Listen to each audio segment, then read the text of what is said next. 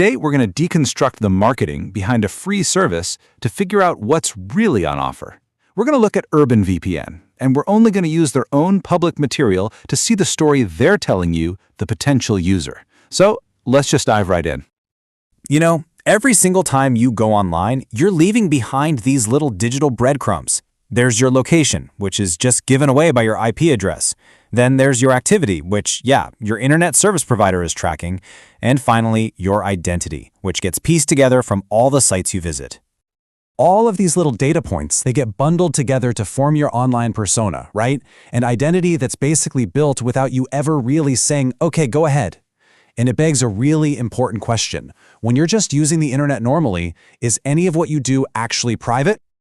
And that right there brings us to the core problem that a virtual private network, or VPN, says it's designed to solve. The thing is, without one, your internet experience is pretty much an open book, full of exposure and restrictions. Think about it like this. Your IP address, that's basically your online home address, and it's visible to every single site you go to. Your internet service provider, your ISP, they can see your entire browsing history. And then you've got governments or even schools and offices putting up firewalls, blocking you from getting to certain sites. And to top it all off, your ISP might even slow down or throttle your connection for things like streaming. They're basically pinching your digital hose. These are the kinds of vulnerabilities we're all dealing with. Okay, so we've laid out the problems. Now let's look at the solution that a service like Urban VPN puts on the table. It's basically a promise to fix all of those issues we just talked about. And wow, they do not mince words. This claim is front and center on their homepage. And it's an incredibly powerful pitch, isn't it? Everything you could possibly want. Freedom, speed, anonymity, and it costs you nothing. That triple 100% promise, that is designed to stop you in your tracks and grab your attention. This slide just breaks down the fundamental change perfectly. On the left, that's you without a VPN, a direct visible connection. Your IP is totally exposed. But then on the right, you flip on the VPN.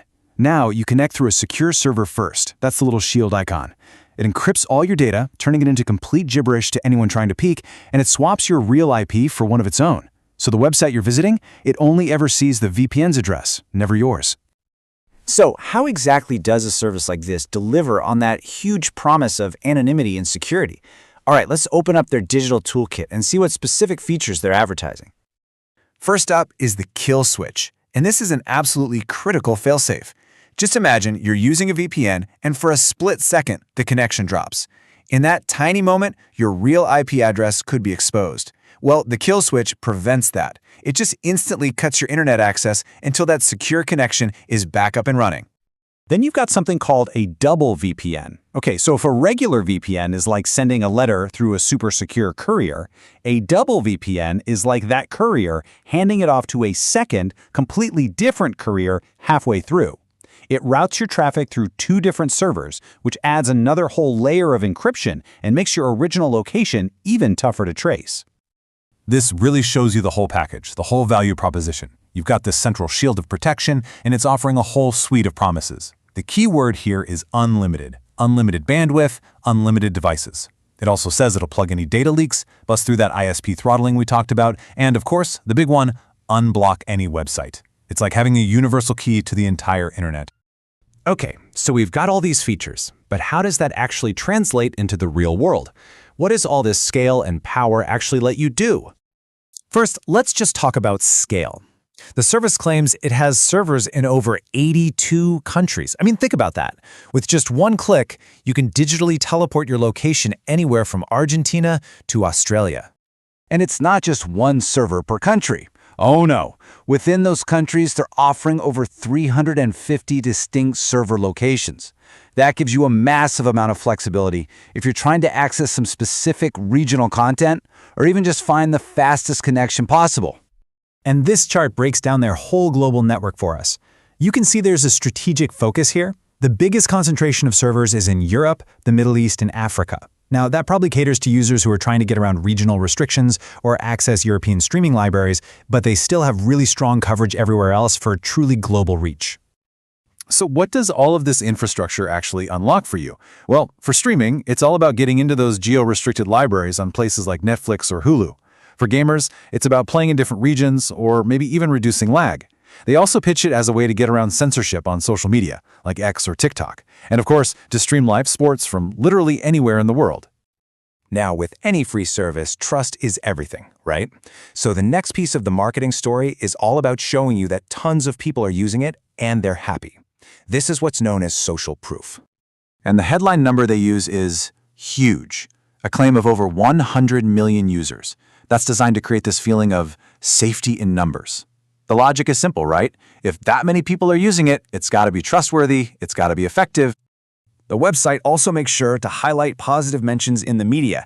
This one here zeroes in on a really key feature, especially for free users: no data caps. You know, a lot of free VPNs will limit how much you can use them, so promoting unlimited bandwidth, that's a huge selling point. User reviews are also front and center. And this one is powerful because it's just so specific. It's not some generic, yeah, it works great. It's a real-world example. Somebody needed a very specific server, Argentina, for their Xbox, and this free service was the one that actually delivered. And here's another one that really hammers home two key selling points. First, the huge range of server choices, and second, the ability to solve a really specific, frustrating problem, like getting locked out of your own account. And it does it all for free. This kind of review positions the VPN not just as some privacy tool, but as a practical, everyday problem solver. Okay, so we've seen the features they're promising, the global scale they're operating on, the practical uses, and all the social proof. But this entire really impressive structure, it's all built on that one single, powerful word: free. And that brings us to the critical question that all this marketing carefully avoids. Look, running a network of over 350 servers costs a fortune. So if the user isn't paying with money, how is the service paying its bills? It leads us right to that old saying of the digital age: if you're not paying for the product, you are the product. The big unanswered question is, in exchange for this free service, what parts of your digital life are actually being sold?